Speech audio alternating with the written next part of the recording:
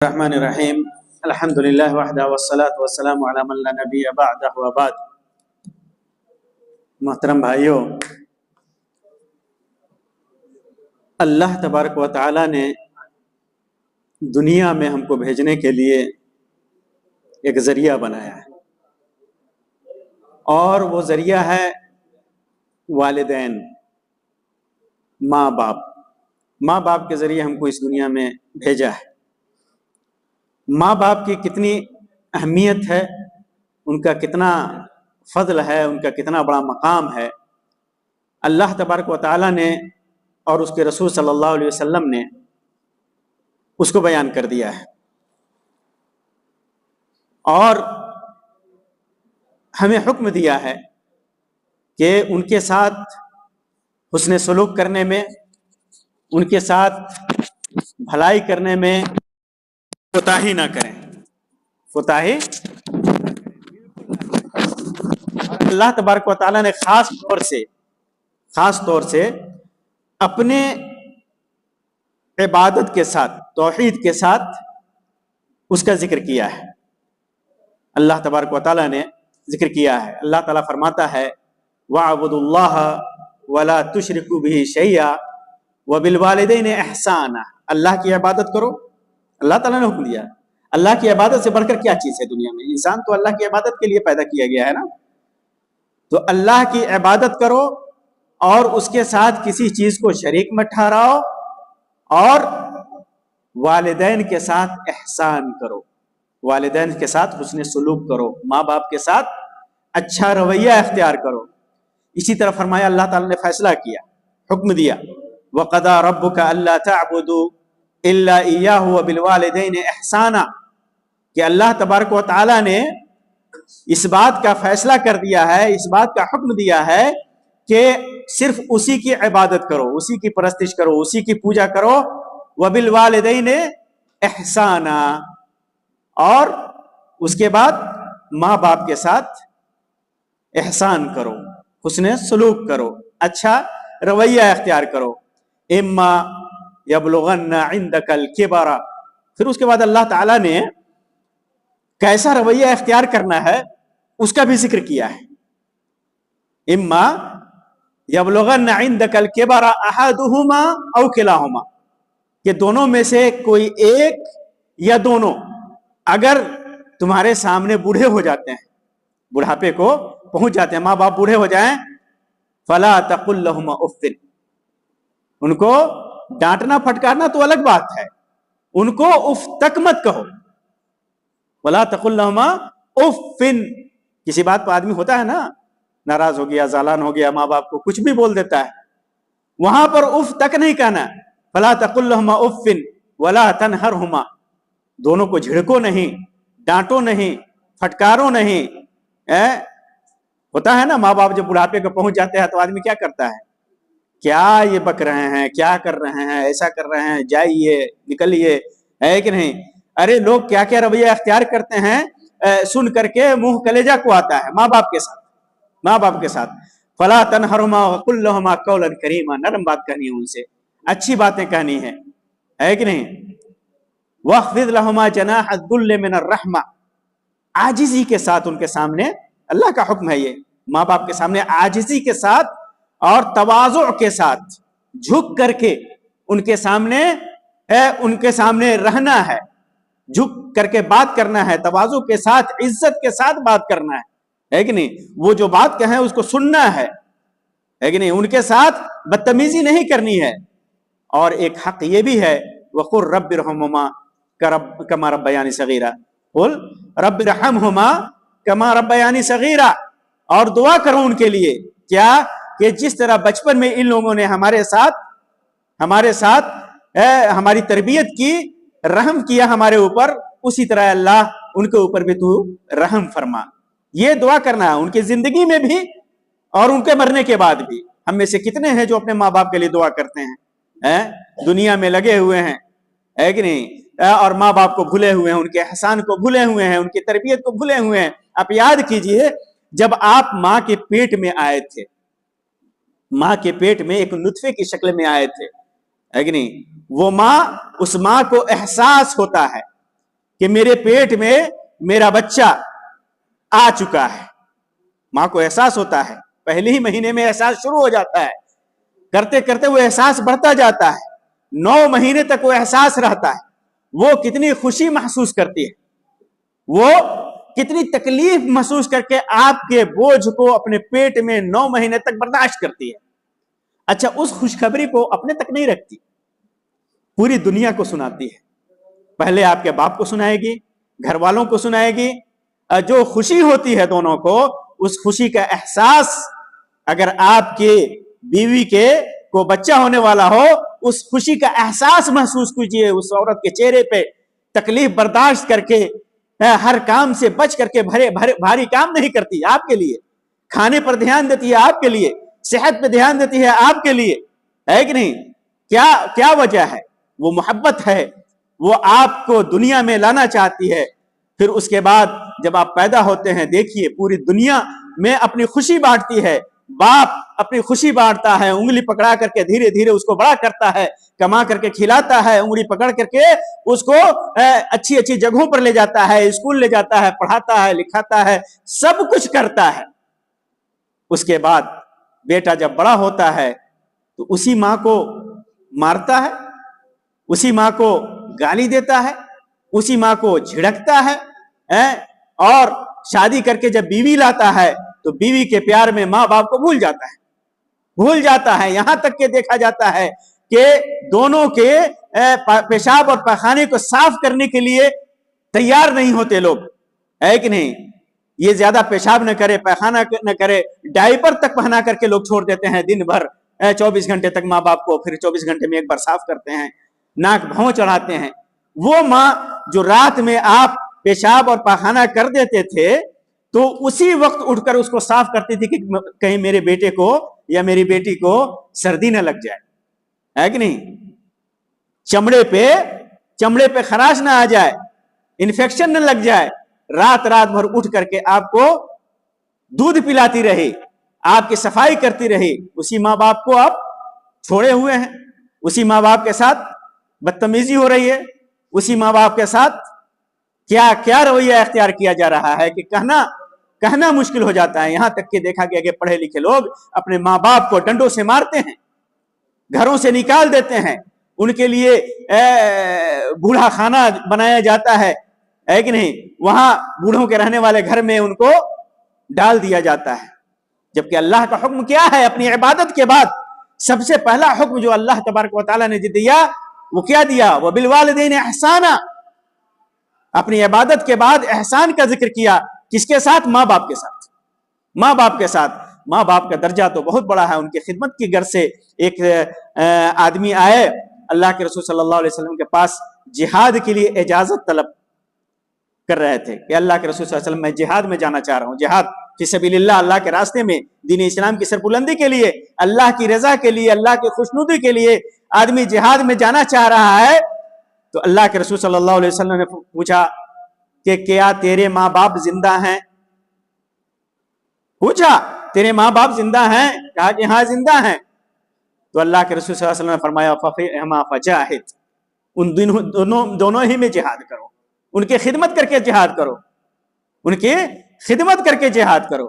اللہ کے رسول صلی اللہ علیہ وسلم نے ان کی خدمت کو جہاد پر, نفلی جہاد پر مقدم کیا, آگے بڑھایا.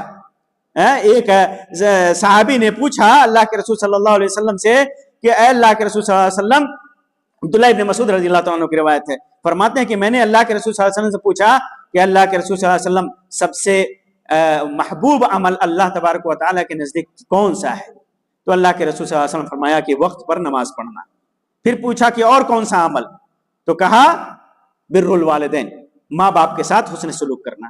اللہ کو سب سے زیادہ جو اعمال پسند ہیں ان میں کیا ہے؟ ماں باپ کے ساتھ احسان کرنا, ان کی خدمت کرنا, ان کی سیوا کرنا, یہ اللہ کو بہت محبوب ہے. پھر پوچھا کہ اور کون سا عمل؟ تو کہا کہ الجہاد فی سبیل اللہ, اللہ کے راستے میں جہاد کرنا. اللہ کے راستے میں جہاد کرنے پر والدین کی خدمت کو مقدم کیا اللہ کے رسول صلی اللہ علیہ وسلم نے, پہلے بیان کیا, یعنی اس سے زیادہ محبوب اللہ تبارک و تعالیٰ کے نزدیک ہے. اسی طرح ایک حدیث میں اللہ کے رسول صلی اللہ علیہ وسلم فرمایا رضا الرب فی رضا الوالد. اللہ کی رضامندی, اللہ کب خوش ہوگا؟ جب باپ خوش ہوگا. اللہ کب خوش ہوگا؟ جب باپ خوش ہوگا. وسخط الرب فی سخط الوالد, اور جب باپ ناراض ہو جائے گا تو اللہ بھی ناراض ہو جائے گا. آپ دنیا طلب کر رہے ہیں نا, رزق طلب کر رہے ہیں نا, بیوی کی محبت طلب کر رہے ہیں نا, یہ کب ملے گی؟ اللہ کب خوش ہوگا؟ یہ ساری چیزیں کب دے گا؟ جب اللہ راضی ہوگا. اگر آپ کو دے بھی رہا ہے, راضی نہیں ہے پھر بھی دے رہا ہے, تو اس کا مطلب آپ کا امتحان لے رہا ہے, آپ کا امتحان لے رہا ہے, اور اس کا بدلہ اللہ تبارک و تعالیٰ قیامت کے دن ضرور دے گا, دنیا میں بھی دے سکتا ہے. اور جانتے ہیں ماں باپ کی خدمت کرنا ایک ایسا عمل ہے, نیک عمل, کہ اس عمل کا وسیلہ آپ بنائیں گے نا ماں باپ کی خدمت کر کے, تو اللہ تعالیٰ دعا قبول کرتا ہے. نیک عمل کہتے ہیں نا, وسیلہ بنانا نیک عمل کا. جو بھی نیک عمل آدمی کرتا ہے اس کا وسیلہ بناتا ہے اللہ تعالیٰ کے ہاں, تو اللہ تعالیٰ اس کو قبول کرتا ہے. تو انہی نیک اعمال میں سے ایک عمل ہے ماں باپ کی خدمت کرنا. وہ واقعہ سنا ہوگا کہ 3 آدمی بنو اسرائیل میں جا رہے تھے, غار میں رات گزار رہے تھے, پتھر آ کر کے اوپر سے گر گیا, ہے کہ نہیں؟ وہ بڑا مشہور واقعہ ہے, جس میں سے ایک آدمی نے کہا تھا کہ میں اپنی چچا کی بیٹی سے زنا کرنا چاہتا تھا, لیکن اللہ کے تیرے خوف سے چھوڑ دیا. پورا لمبا واقعہ ہے حدیث میں. اور پھر دوسرے آدمی نے کہا تھا کہ میرے یہاں مزدور کام کرتے تھے, ایک آدمی مزدوری نہیں لیا تھا, اور بعد میں آیا تو اس کی دولت بڑھ گئی تھی, میں نے تجارت کیا تھا, وہ ساری دولت میں نے دے دی اس کو. ایک آدمی نے جس عمل کو بنایا وسیلہ, اس میں سے ایک تھا ماں باپ کی خدمت کا. کہا کہ اے اللہ, میں بکریاں چرانے جاتا تھا اور آتا تھا تو دودھ دوہ کر کے اپنے بچوں سے پہلے, بیوی بچوں سے پہلے, خود سے پہلے اپنے ماں باپ کو پلاتا تھا. ایک بار میں آیا, دیری ہو گئی, دودھ دوہا پیالے میں لے کر کے گیا, ماں باپ کے سامنے ماں باپ سو چکے تھے. ماں باپ کو کیسے جگاتا تو ان کو تکلیف ہوتی, اور بال بچوں کو ماں باپ سے پہلے کیسے پلاتا, ہے کہ نہیں؟ یہ محبت کے خلاف چیز تھی. تو کھڑا رہا یہاں تک کہ فجر کا وقت ہو گیا. جب فجر کا وقت ہو گیا تو اس کے بعد وہ جگے تو ان کو پلایا. تو ان تینوں نے اپنے عمل کا وسیلہ بنایا کہ اللہ اگر یہ کام تجھے پسند ہے تو ہماری اس مصیبت کو ٹال دے. تو اللہ تبارک و تعالیٰ نے ان کے غار سے پتھر کو ہٹا دیا اور وہ وہاں سے نکلے. دیکھیے یہ ماں باپ کی خدمت ایک کیسا نیک عمل ہے, کہ اللہ تبارک و تعالیٰ اپنی عبادت کے بعد ذکر کر رہا ہے. اللہ تبارک و تعالیٰ اپنی رضامندی کا سبب بتا رہا ہے. اللہ تبارک و تعالیٰ اس نیکی کے بدلے دعائیں قبول کر رہا ہے. آپ سوچئے ماں باپ کی خدمت ہمیں کتنی کرنی چاہیے. بیوی اپنی جگہ, اس کی محبت اپنی جگہ, اس کا خرچہ اپنی جگہ, اس کا پیار اپنی جگہ ہے, لیکن ماں باپ کی خدمت, ماں باپ کے ساتھ حسن سلوک, یہ سب سے مقدم ہے, یہ سب سے پہلے ہے. یہ ہمیں سوچنا ہے. بسا اوقات دیکھا جاتا ہے کہ لوگ اپنے باپ کو خرچ تک نہیں دیتے, ہے کہ نہیں؟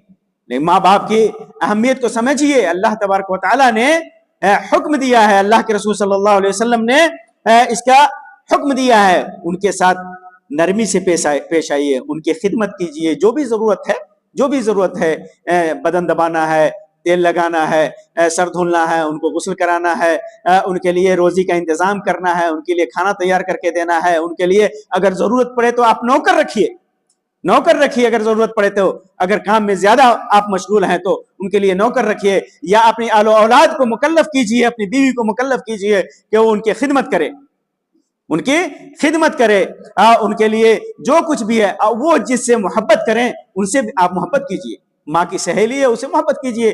باپ کا دوست ہے, اس کو بھی ویسے ہی چاہیے جیسے باپ چاہتا تھا. اور اس کے علاوہ جو بھی ضرورتیں ہیں ان کی, آپ ان کو پورا کیجئے. اور ان کے سامنے کبھی بھی اونچی آواز میں مت بولیے. جب وہ کوئی بات کہیں تو ان کی بات کو سنیے, نہیں کہ بیچ میں کاٹ کر کے ان کو بے عزت کیا جائے. مجلسوں میں ان کو بے عزت مت کیجئے, گھر میں بے عزت مت کیجئے, خاندان میں بے عزت مت کیجئے. یہ سب اللہ کی ناراضگی کا سبب ہے. جب آپ کے ماں باپ خوش ہوں گے تو اللہ تبارک و تعالیٰ خوش ہوگا. آپ کے ماں باپ راضی ہوں گے تو اللہ تبارک و تعالیٰ راضی ہوگا. آپ کے ماں باپ ناراض ہوں گے تو اللہ تبارک و تعالیٰ ناراض ہوگا. اللہ تبارک و تعالیٰ اس کی سزا ضرور دے گا. تو ہمیں سوچنا ہے کہ ہم اپنے ماں باپ کے ساتھ، جن کے ماں باپ زندہ ہیں، ان کے ساتھ کیا رویہ ہے. اور سب سے بڑی بات یہ ہے کہ جب وہ زندہ ہو تب بھی، اور اگر مر گئے ہو تب بھی ان کے لیے دعا کیجیے، دعا کیجیے. اور سب سے بہترین دعا اللہ تعالیٰ نے سکھائی ہے، وَقُلْ رَبِّ ارْحَمْهُمَا كَمَا رَبَّيَانِي صَغِيرًا. یہ دعا ہمیشہ ہمیں یاد رہنی چاہیے. نماز میں جب بھی موقع ملے ہم ان کے لیے یہ دعا کریں. جانتے ہیں اس کا اثر کیا ہوتا ہے؟ حدیث میں آتا ہے کہ اللہ تبارک و تعالی درجات میں ایک آدمی کے درجے میں بلندی عطا فرماتا ہے، بلندی عطا فرماتا ہے. تو وہ آدمی اللہ تعالیٰ سے کہتا ہے کہ اللہ تعالیٰ یہ اچانک یہ درجہ، یہ بلندی، یہ اکرام، یہ انعام کس وجہ سے ہے؟ تو اللہ تعالیٰ کہتا ہے کہ تیرے بیٹے نے جو تیرے لیے دعا کی ہے اس کی وجہ سے، اس کی وجہ سے. تو ہماری دعائیں ہمارے ماں باپ کو لگتی ہیں، پہنچتی ہیں. اچھی دعائیں آپ زیادہ سے زیادہ دعا کیجئے ان کی مغفرت کے لیے، ان کی بخشش کے لیے، اللہ کی رضا کے لیے، ان کے لیے آپ دعائیں کیجئے. اور ان کی طرف سے صدقہ اور خیرات کیجئے. جو بھی آپ صدقہ اور خیرات کریں گے، 1 روپیہ بھی اگر کسی غریب کو اپنے ماں باپ کی طرف سے دیتے ہیں تو ان کو پہنچے گا، وہ صدقہ اور وہ خیرات پہنچے گا. ان کی وجہ سے کسی غریب کو کھانا کھلا دیجئے، کسی مدرسے میں کھانا ڈال دیجئے، اور کسی بیوہ مسکین کی مدد کر دیجئے، کسی کی شادی نہیں ہو رہی اس کی شادی کرا دیجئے، کوئی قیدی ہے اس کو چھوڑا دیجئے. جو بھی اللہ کے راستے میں جو خرچ کیا جاتا ہے وہ خرچ کیجئے ماں باپ کو، وہ چیز پہنچے گا. لیکن ہمارے یہاں کیا ہے؟ ماں باپ کی خدمت تو زندگی میں نہیں کرتے. ان کو کھانے کے لیے ترساتے ہیں، لیکن جب وہ مر گئے تو قوم اور معاشرے میں اپنی ناک اونچی کرنے کے لیے کیا کرتے ہیں؟ 40واں مناتے ہیں. 40واں مناتے ہیں نا، قورمہ، بریانی اور کیا کیا پکاتے ہیں، پھل فروٹ. اگر یہ سب ان کی زندگی میں آپ کیے رہتے، ان کو دیے رہتے، تو اتنی قسم پرسی کی حالت میں، بیماری کی حالت میں ان کی موت کیسے ہوتی؟ نہیں ہوتی نا، ہے کہ نہیں؟ ان کی زندگی میں کرنا چاہیے نا. ان کے مرنے کے بعد آپ قرآن خوانی کروا رہے ہیں، اور ان کے طرف سے 40واں اور 30واں اور کیا کیا کروا رہے ہیں.